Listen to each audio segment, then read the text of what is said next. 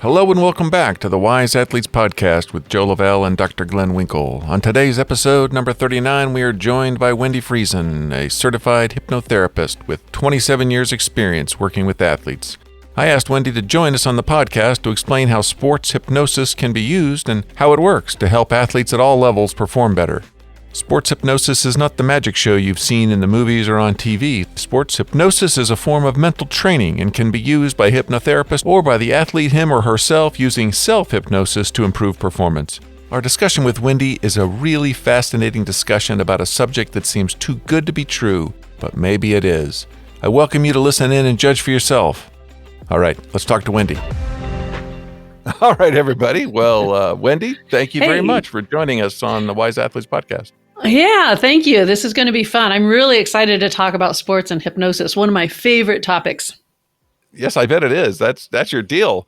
I've never actually spoken to anybody who does that. So I really have a lot of questions. I mean, let me just start by saying that I haven't heard much about the subject of sports hypnosis.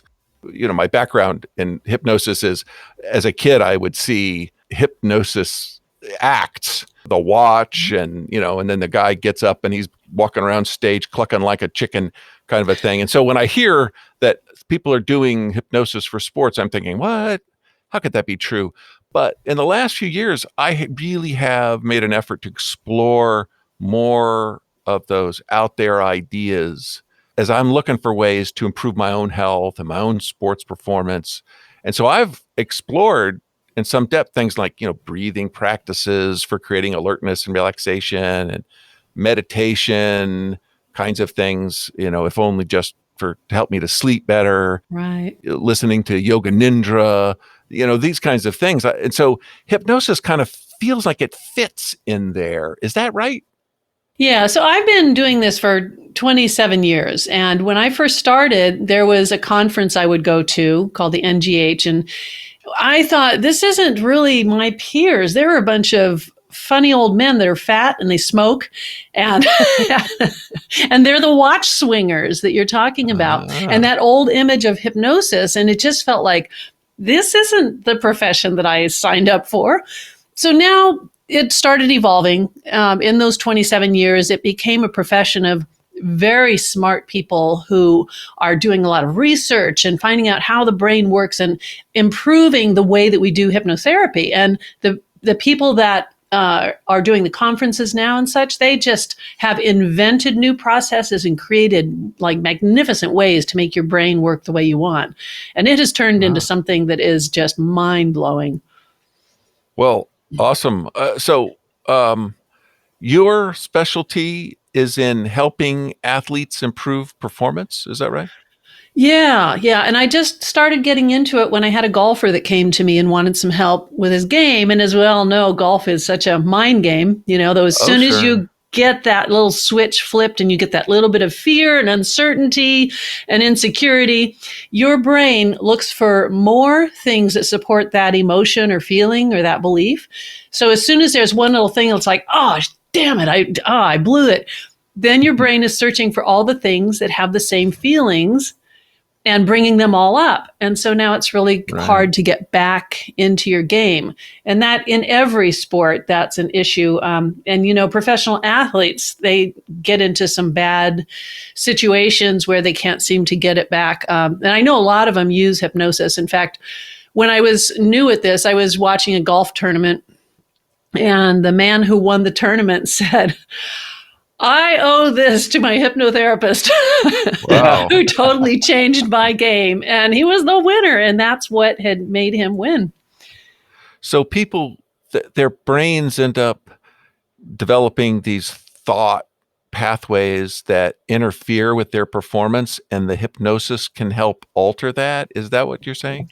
Yeah. And it could be something even from childhood. So I had a golfer that I was working with every morning at 6:30 a.m. He came to my office, and before he went out and golfed, because he wanted to go pro, one of our sessions that we did was about something in his past that had held him back or made him feel inadequate or insecure about his abilities. And he goes back to being 7 years old in Little League. and he's out there playing Little League. And his dad is the coach of the team. And his dad is yelling at him and mad at him and blaming him for some, issues with the team and with the game. That stuck with him, and that insecurity and being inadequate transferred into his golf game. And we don't know this consciously, that this is what the problem is, but there's so many issues from our past that are being brought up when you're under pressure or when you want to succeed or excel or look good. And then your brain triggers this embarrassment or shame. And it's a little tough to get out of. But once we work through that memory and we just change the way that the emotion was being held, then you're free to think better thoughts and have better performance. Yeah. Well, I mean, hearing you describe your session, it kind of sounds like a psychotherapy kind of a session. Is that right? Is it the same? Are you dealing with the same sorts of things and you're coming up with the same sorts of solutions, but hypnosis is just a different way of doing it? More or less. It's very different than psychotherapy because with hypnotherapy, we're doing things that have really massive effect on everything in your body, not just talking about it. Because talking about it in psychotherapy might not bring you back to a memory in your past that has to do with the anxiety or the worry or the fears or the inability to succeed.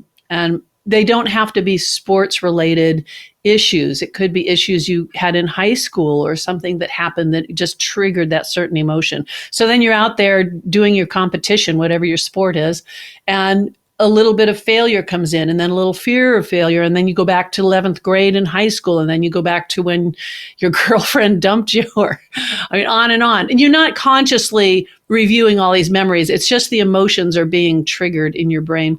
So one of the things I do with my athletes is I take them into the future with hypnosis. And this is something you won't do in like psychotherapy, but I take them into the future to 1 month, 6 months, 1 year into the future and have them experience themselves in their game, the level of achievement that they have, the strength or the faster time or whatever it is in their sport. Then we're building a future memory in the brain. The brain holds that memory as a real event, that it's already happened. And consciously, we know that that is imagination, but the subconscious mind holds it as a real event. So if we put enough of these accomplishments in that future timeline and in those memories, along with the emotions and the success and the winning and whatever your need is, then when you're out there playing your sport, your brain is going to use that information to guide you and to keep you in the groove that you need to be really, really good and to not get pulled back into the old emotions or the old fears. Well, that sure sounds good. However that works. I mean, can you explain what is happening? Maybe you can start by this. What does it mean to be hypnotized, to be in a hypnotic state? And when you are in that means what? That's sort of unusual, that if I've never been hypnotized, I've never been in that state. Right. And they like to say that it's bypassing the conscious awareness. And it kind of is, although you're still consciously alert enough to know that, okay, I'm in this recliner and my body's really relaxed. I feel like I can't move my arms or my legs. And I'm talking about your inner mind now, hearing my voice and following my voice. And you don't have to know how to do that. I just know that I've got you in that state where you still are aware and you could get up and leave anytime. But you don't, hopefully. One man did. He had a little bad emotional thing, and he jumped up and ran out of the office. That was not good. Don't want to do that. But he had a memory come up that was really uncomfortable, and so his mind just wanted him to not have to face that. But anyway, that rarely happens. So hypnosis is very relaxing. It feels really good. It's very rare that anything really difficult will come up. But if it does, we work through it and do what we can. So an interesting thing that it's with an Ironman competitor, a client that I had who was a drinker all his life, and he was 45 years old at the time. He was a drinker all his life. He drank over a case of beer a day. And he says, everybody who knows me knows I'm just a fat slob drunk. That's all I am. And all my adult life, even as a teenager, I just drank a lot of beer. So we did sessions, and he went to 1 year in his future. And in that future, he was competing on a really high level in sports that are related to Ironman, but he didn't know that was what it was his mind was experiencing. But anyway, he was competing and feeling good and loving himself. And I said things like, notice what you're doing at this moment in the future and how proud you are of yourself. Notice why it means so much for you to be doing this. And of course, I don't know what he's experiencing at that time. But anyway, he called me a few days later and he said, I can't figure out this future thing. I was an athlete and I'm not an athlete. I'm a fat slob drunk. I've never done one athletic thing in my life. So because of that session, he started training and he became an Ironman competitor. And he has gone to full Ironmans all over the world. And he started this at 45 years old. But he's competed in Ironmans all over the world, including here in Kona. And he still is doing that. I'm still in touch with him 20 years later. He's still doing it. And that's because he found something that felt so good and it stuck. The memory we created in that future stuck with him and was so powerful and so compelling that he just had to start training. And then he also said, I just realized like a month later that there's a 6-pack of beer in my fridge and it's been there the whole time. He said, I didn't even see it. I didn't even notice it was there. He says, so I opened a beer and I poured it in a glass and I didn't even drink it. I just like, what? Because it didn't have any connection for him anymore. But he's still an Ironman. And It's so exciting to think that if he hadn't done this session with me, well, he did several sessions, but if he hadn't done that and he hadn't experienced that future, maybe he'd just still be drinking a case of beer a day.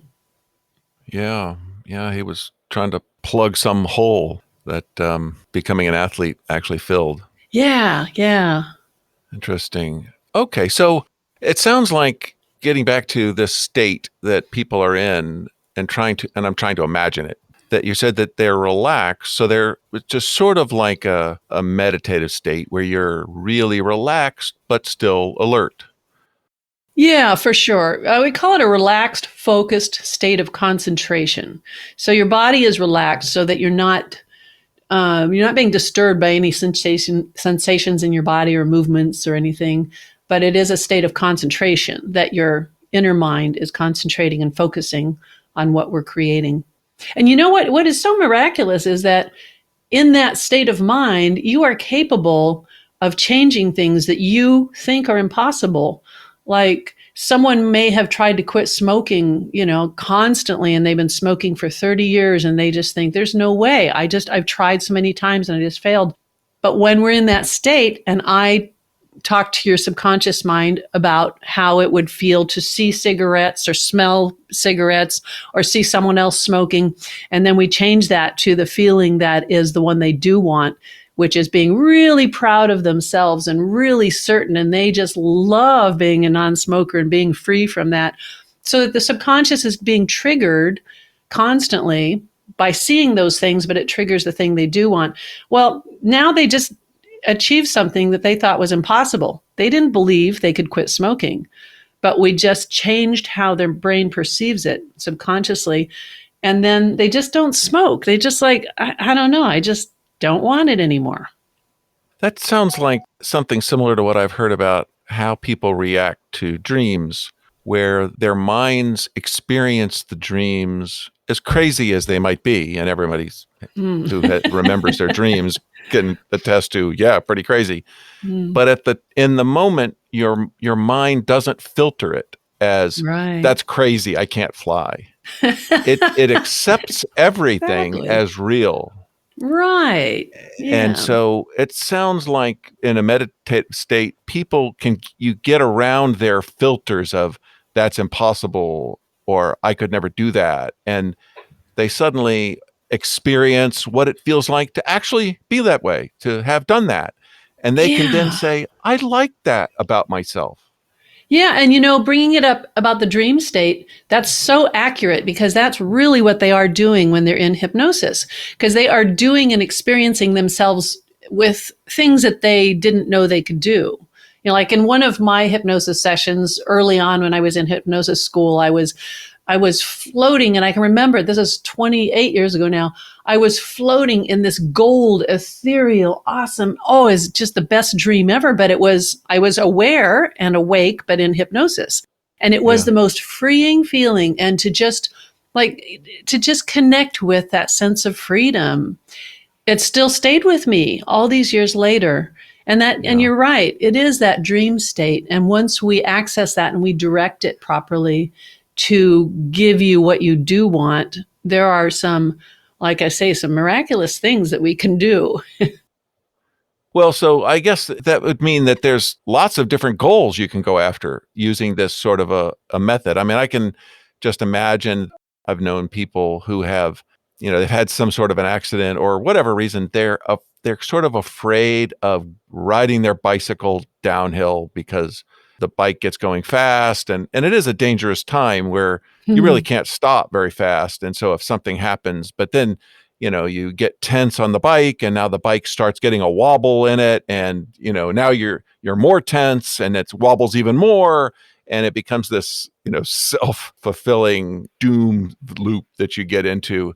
But if you could teach people to relax as a way of being safer, then that's a smart thing to do. We're not talking about, don't worry about dying. We're not saying that. We're saying don't react in a way that makes it less safe. Right. And when you were saying that, whoops, just knocked my mic over. When you were saying that, what I was imagining is, the person on the bike is going down the hill. They're getting a little bit nervous. Their brain is accessing fear and wondering what to do to get things back on track. If they had a hypnosis strategy, which means that previously they have an anchor that brings them back to their resourceful state where they are balanced, strong, in control, everything comes back to, I got this. So they would have a word or a sound or something that is that anchor that triggers that state of certainty. So the bike's going a little fast, it's a little wobbly. We need to not be in that state of uncertainty. So if it is, maybe their word is powerful, and maybe it's the feeling of the handlebars. If you give a little squeeze on your handlebars, you go right back to that state when you say powerful, and now everything comes back to that resourceful state of being in control. And that applies to so many sports, of having that resourceful state. So with golfers, they have one particular anchored state that's for driving the ball, one that's for putting, one that's for chipping, and they put themselves in that exact state every time before they take those kind of swings. I did an experiment many years ago with a bunch of golfers. We had a remote radio show that a radio station brought all that equipment out to the golf course. And on a practice putting green that has a whole bunch of holes, I had, I think, about 12 or 14 golfers, and they weren't pros or anything. They were just recreational. So had each of them take 5 balls and just put those 5 balls down in a spot, and there's a hole that they're going to shoot for. And because there's many holes on those putting greens, everyone had different holes to shoot for. So anyway, I said, go ahead and hit the 5 balls into that hole. And now hold your hand up and tell us how many you got in. And most of them were either 0 or they held up 1 finger. Maybe a couple people had 2 that they got in.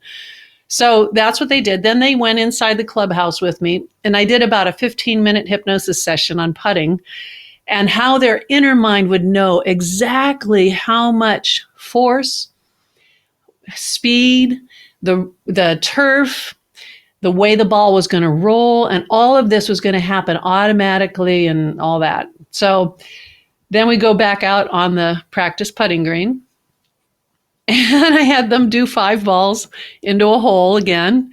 And after they were done, I said, hold up your hand for how many you got in. And they're all like 2s and 3s and 4s. And most of them were 3s and 4s, when previously it was only like 0s and 1s. And the radio host was like, what? You just instantly made them into really good putters, because we put so much pressure on ourselves with every sport. but we can improve our performance. I know there's some research that was done with free throws in basketball and how much hypnosis changes your free throw shot after you're doing the hypnosis. That's really interesting. All of those things that you described are situations where you have all the time in the world to think about how embarrassed you're going to be when you screw up.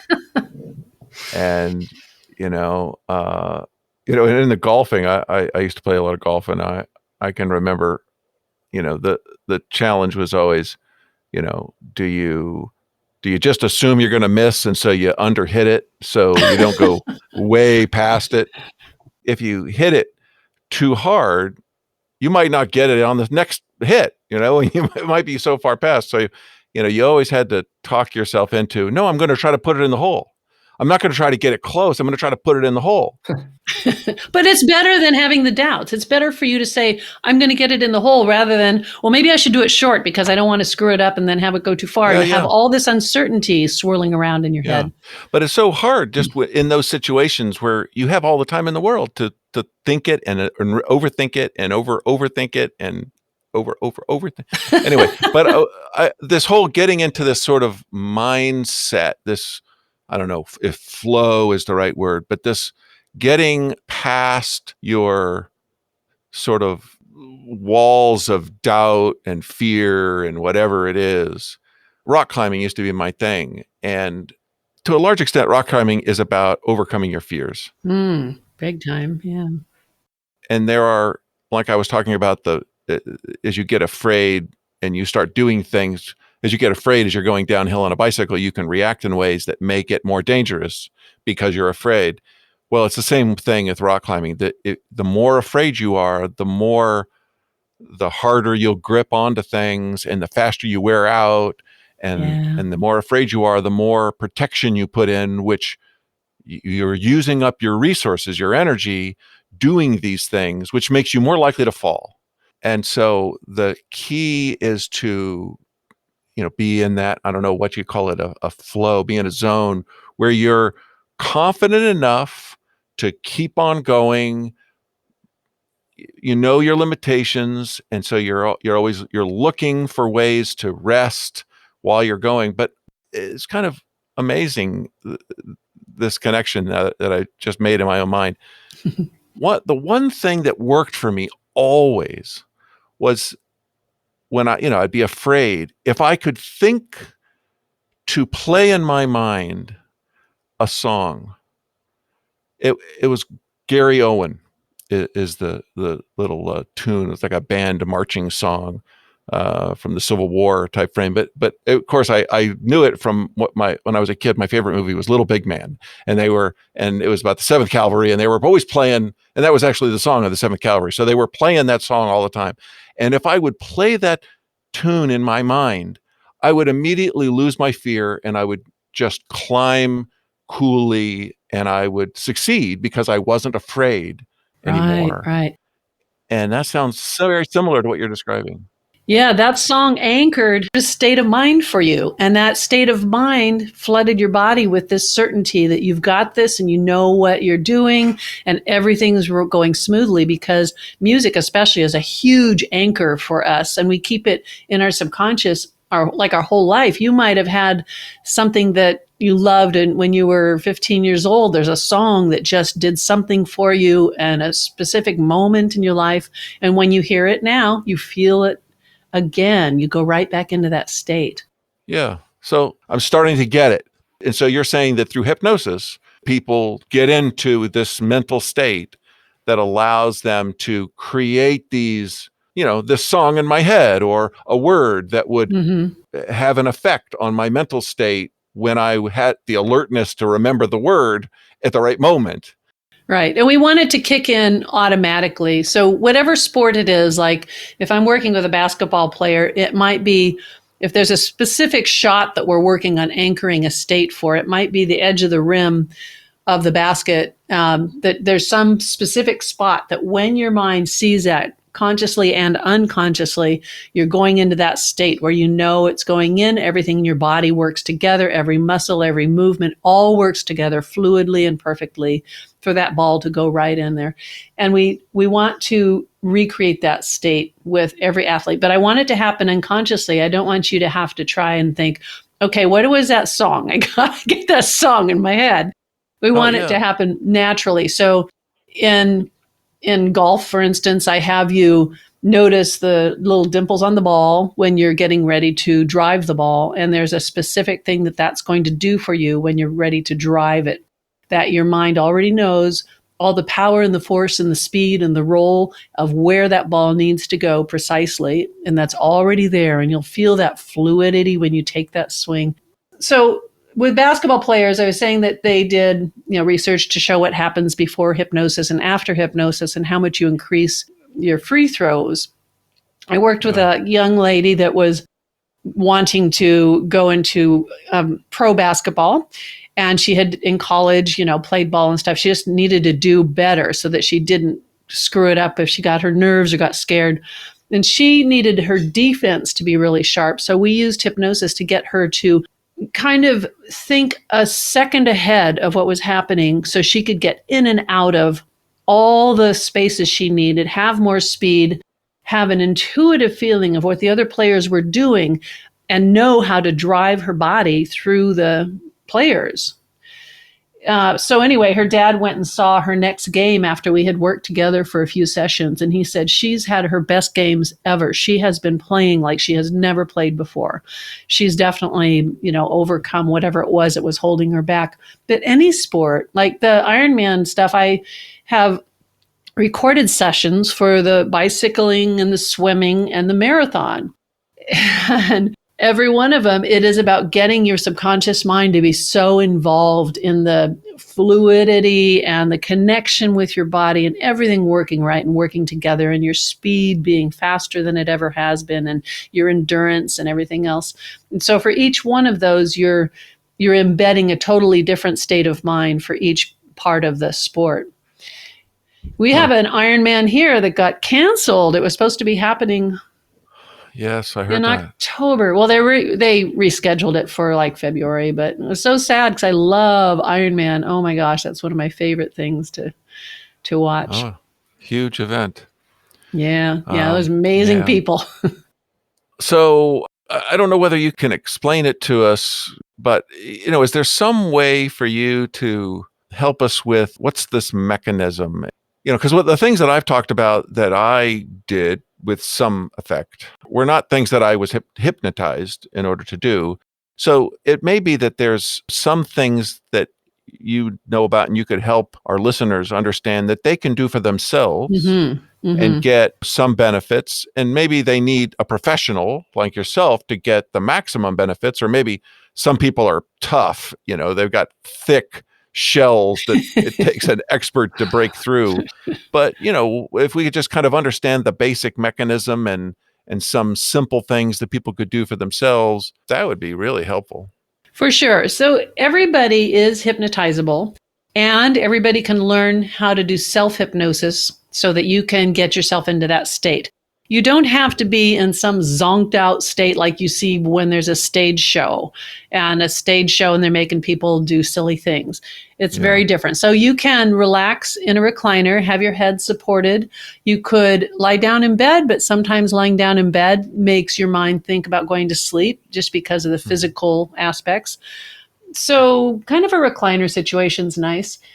Then you want to relax your body. And a lot of people just start at the top of their head. Be aware of your body as you relax all the muscles in your face. You let the muscles in your neck relax, your shoulders relax.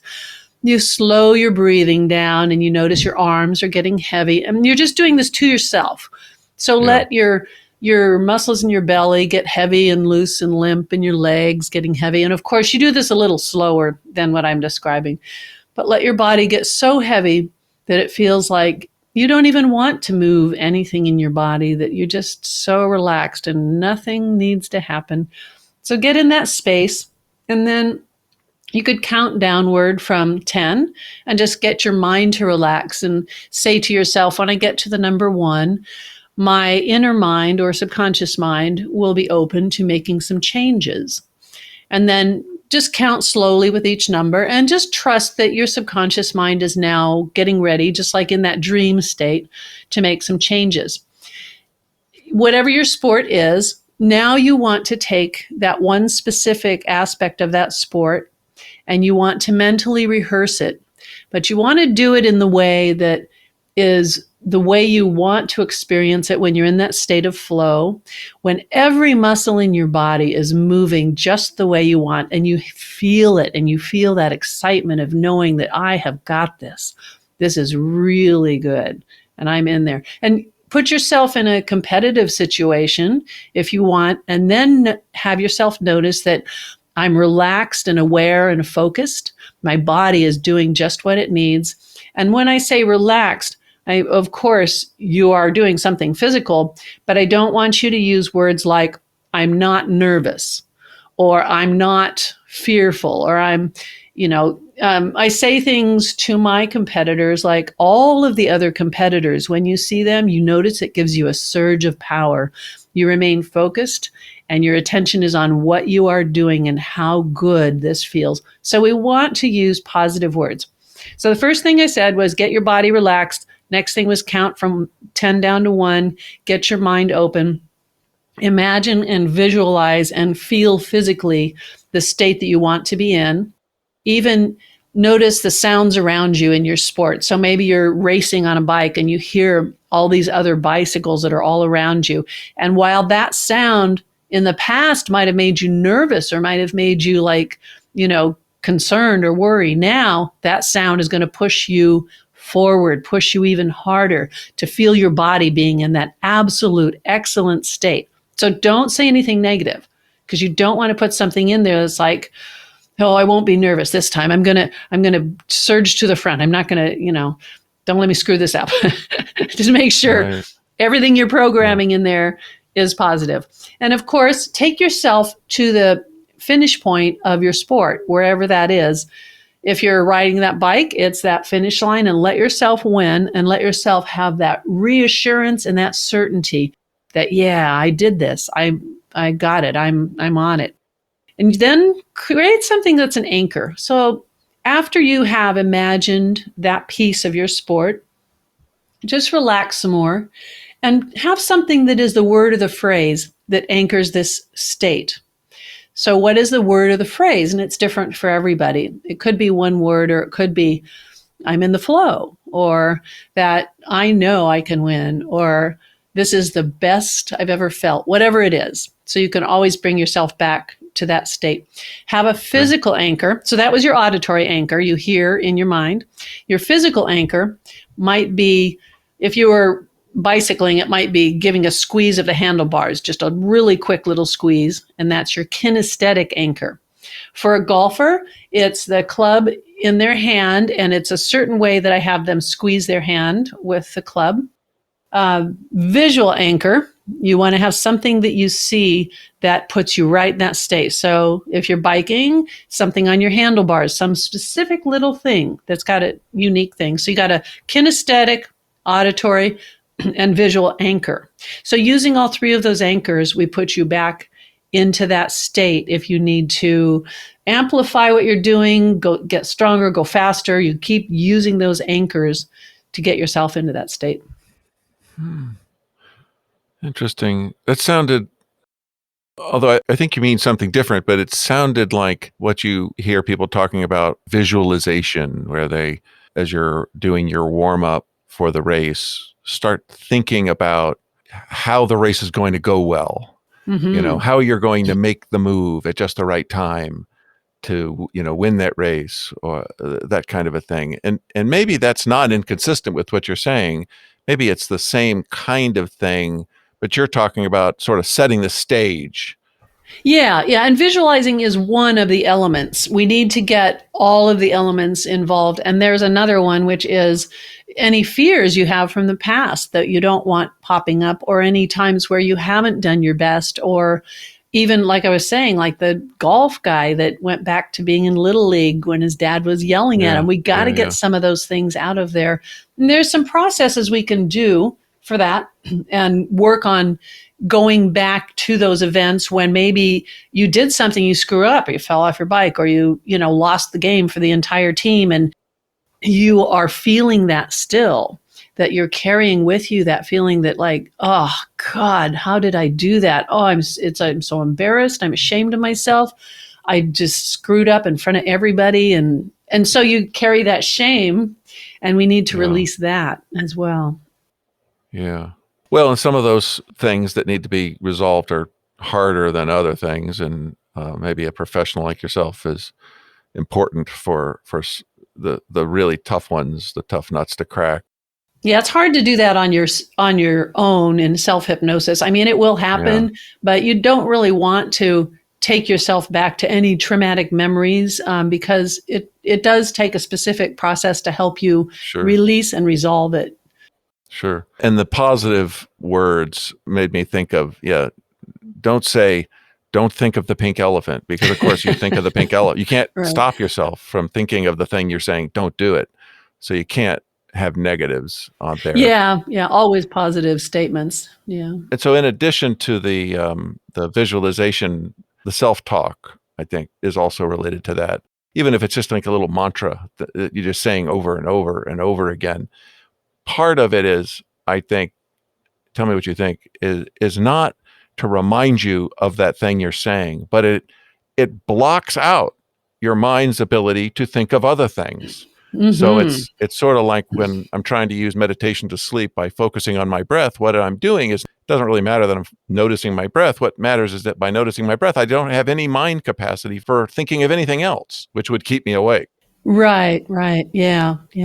So when we talk about self-talk, it's really damaging when it's happening and you're maybe not even aware that you're doing it. It could be in the background, like you hit a bad shot in golf and you say, in your kind of inner mind, it goes like, oh man, I really fucked that up. And you didn't even mean to say that. It just came up. Or you have something that's kind of a consistent berating phrase that you use.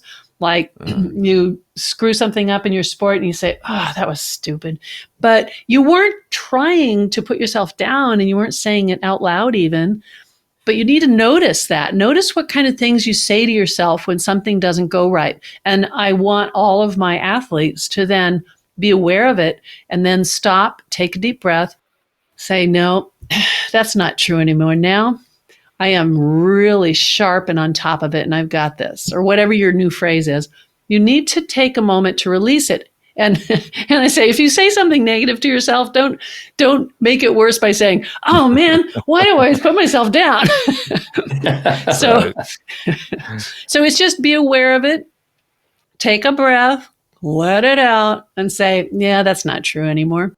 Now I am super me, whatever your thing is. Yeah. And that self-talk, it opens up all of these different memories and beliefs and statements about yourself that have a similar quality. So when you say, crap, why do I always screw this up? And then your brain is going like, because of this and this and this and this and this. And when you're in Little League and this, so we don't want that, because then you're going to be in a total state of just failure and you're not going to have any fun at your sport. Right. Yes. Well, we wouldn't want that. Yeah. We would not. Because to some extent, what we're talking about is not just fun in our sport, but our sport is also where we're getting our exercise. And for myself, I'll say that my exercise is a part of me staying healthy and maybe even living a long time. And so I don't want to get to where I don't like it anymore. Yeah. And now I'm doing it because I feel like I have to. I'm gritting my teeth and I'm doing my exercise even though I hate it. That's miserable life. Yeah. Well, we have to want it. So a lot of us use what we call a strategy that is away from, which means we're trying to get away from something or we're trying to go towards something. And we want you to, especially with exercise, to want to go toward it rather than saying, oh, I have to exercise. Why do I always just quit every time I, take up a new sport and I just quit? That's the away from, but you want to go towards. So I have a session it's a recorded session. It's called Love to Exercise. And I make people kind of into compulsive exercisers, they love to work out and they can't miss a day because their brain is going toward that good feeling they have of That's being awesome. proud of themselves and feeling all of the endorphins already, even before they do it, and just really wanting that and craving it. And that's a pretty cool thing to get people consistently to continue their sport, look forward to it. And instead of dreading, like, I'm so fat, I've got to go exercise, instead of having that strategy, it's that, wow, I can't wait to get into the gym or get on my bike. And yeah, I used to ride my bike a lot, like every day. I got so addicted to riding my bike. It was in Boulder. It was like the biggest rush. Everywhere I could, because there are a lot of bike paths in Boulder. And they go all through the creeks and all this. But I just couldn't wait to ride my bike every day. And and I know that feeling once you get into that and there's enough positive things involved in it.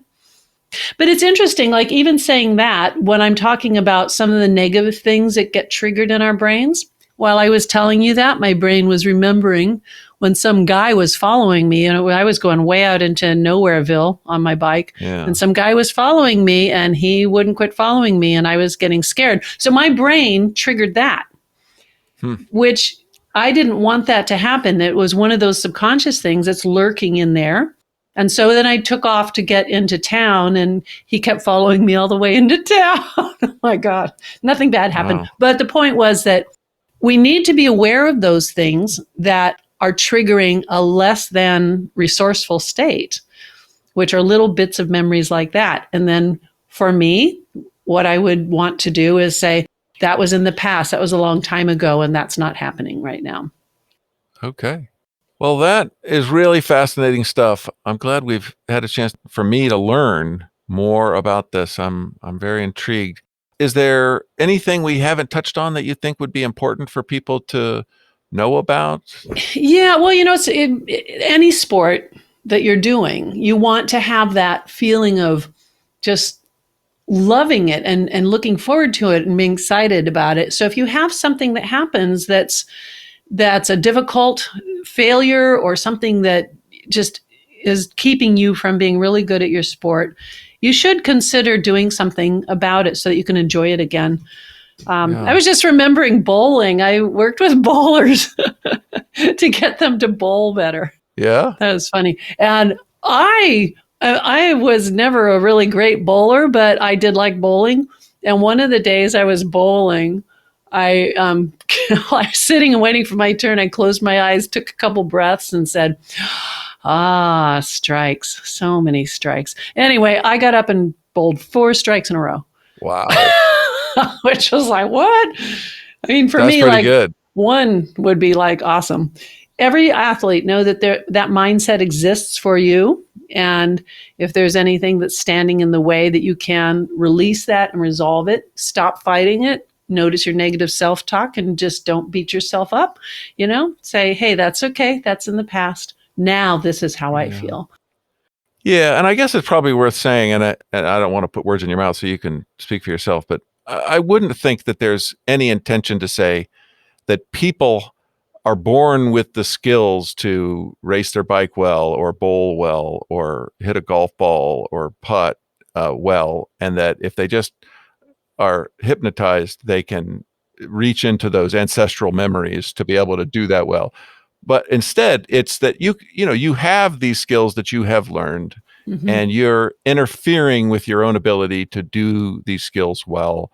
And if you can figure out how to get past that with your help or doing it yourself, then you're not limited by you're only limited by your skills now, not your skills times some interference factor that you're throwing on top of that.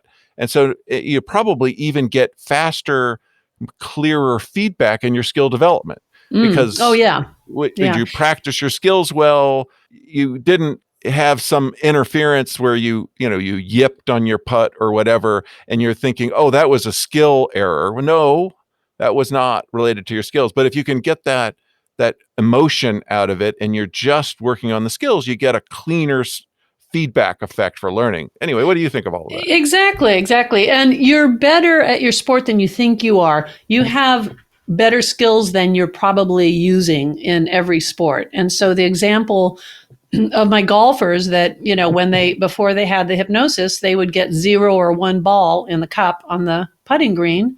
And then after we did it, they'd get 3, 4, or 5 in. And they didn't improve their skills. They just changed how their mind was perceiving talking about the amount of speed on the ball and the way that it's going to roll on the turf. And your inner mind already knows exactly what needs to be done for that ball to go in the cup. And as we have them mentally rehearse it, I'm not giving them more skills. I'm just having them open up the mental state that they need in order to use those skills. Because they're doing this sport by making it just the mechanics of it rather than taking in all the other things. Our subconscious mind is so ridiculously amazing that we can improve our abilities even if our skill set hasn't changed. Right. Yeah, I'll bet the difference between the guys that's winning the professional golf tournament and the guy that can't make the cut is not skills as much as it's their ability to control how their mind gets in the way of the using of their skills. Yeah. And that's why for every sport, the mind game is everything. I got to learn a lot very early on from a man who was doing a lot of sports hypnosis, specifically golf.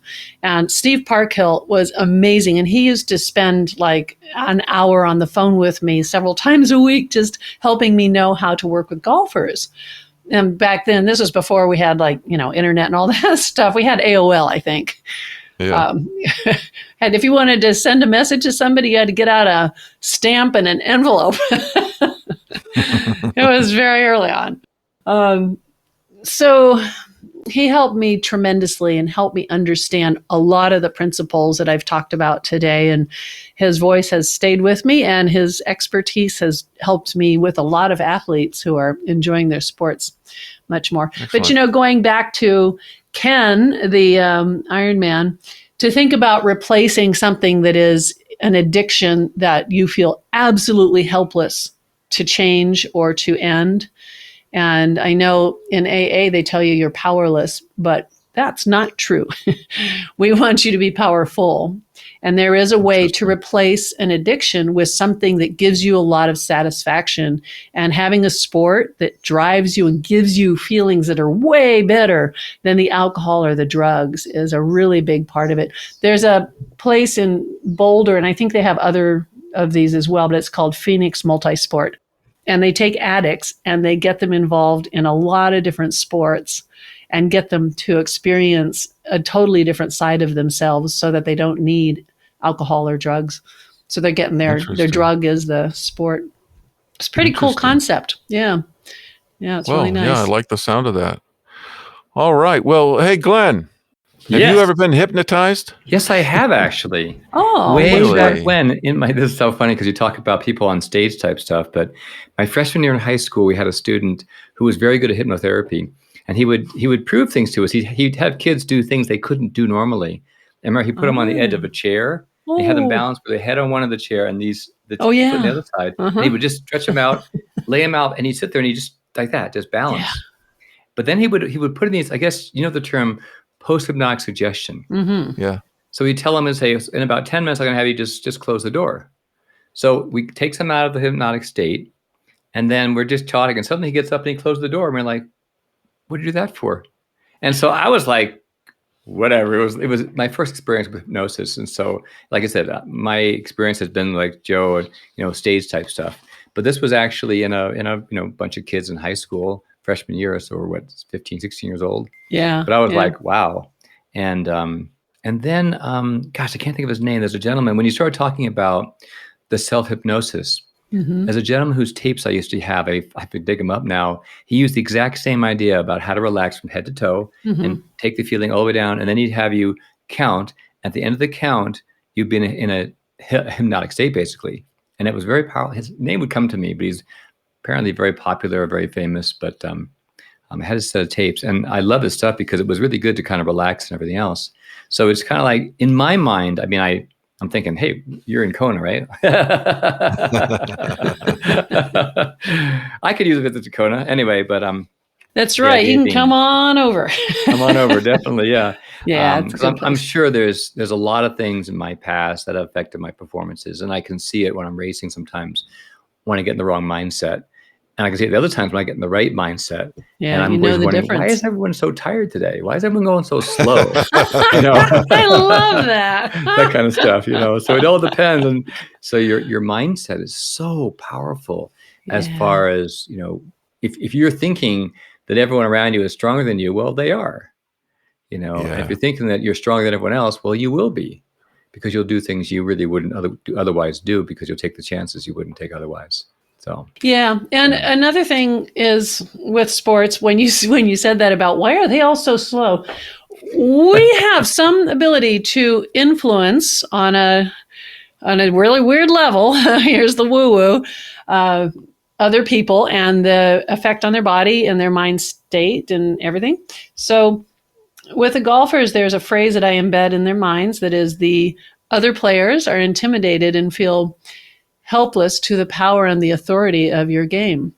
And I like that. You're not trying to be cruel, but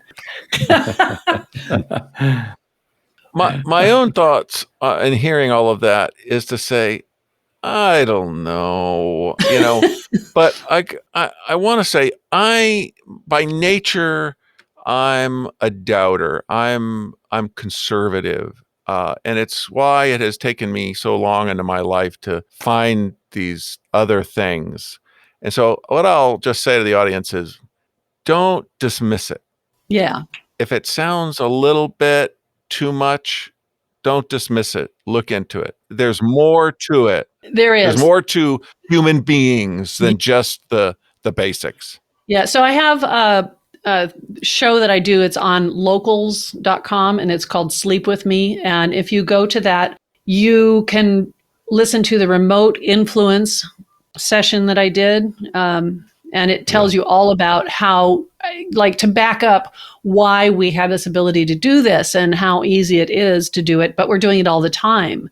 And we need to know that you're either doing it for a good outcome or you're sabotaging yourself because you're influencing people around you to have the feelings that you're putting out. If you're thinking, nobody's going to like me, these people aren't going to want me, I'm going to audition for this play and they're not going to want me. Why would they want me? So you're sending those vibes instead of the ones that you do need. But yeah, go to the remote influence video in there. It's really interesting. Yeah, we'll get that link from you.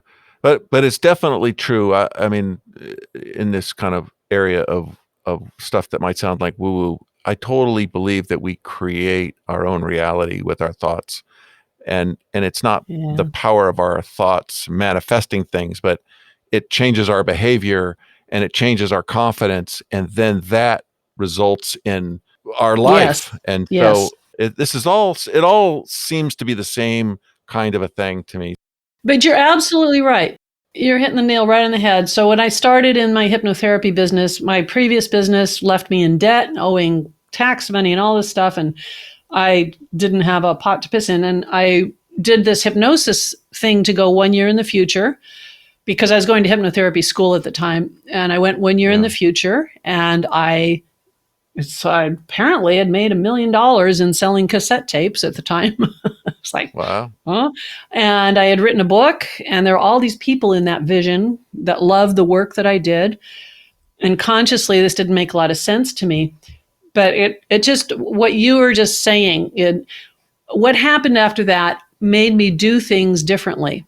I had confidence from that future moment. I was intrigued, I was creative, and I was kind of unstoppable. So I would go into doctors' offices and drop off literature to get clients. I walked into a health club that was this huge upscale health club to say, hey, can I do hypnosis classes for your athletes? And they're like, yeah. And they did all this advertising for me for free. And I got to use the aerobics room for free every week, and just things that I took chances on that I wouldn't have done otherwise had I not had that vision. And so it's just what you were saying, that it makes you do things differently.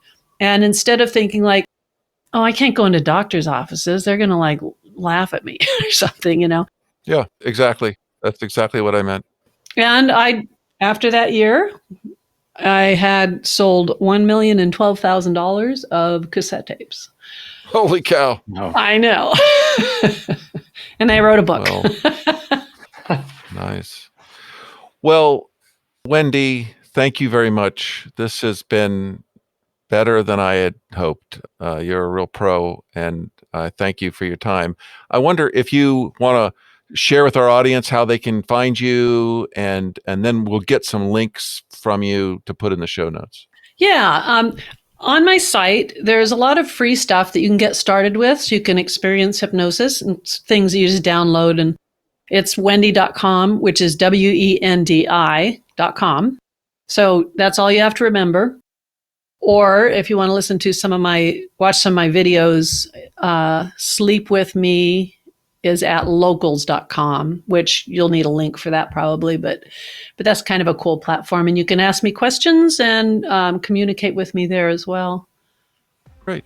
Well, we'll get all that stuff into the show notes so that people, if they haven't taken any notes, they can just look in there. Yeah, well, thank you very much, Wendi. Mm-hmm. It was really a blast. I appreciate both of you for doing this. Yeah, this is great.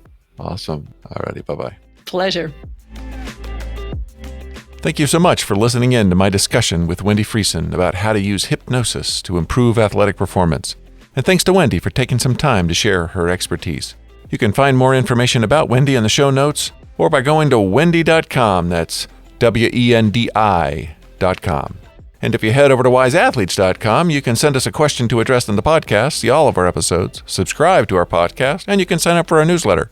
If you are on social media and enjoyed this episode, please post about it. That will be a great help. Thanks again.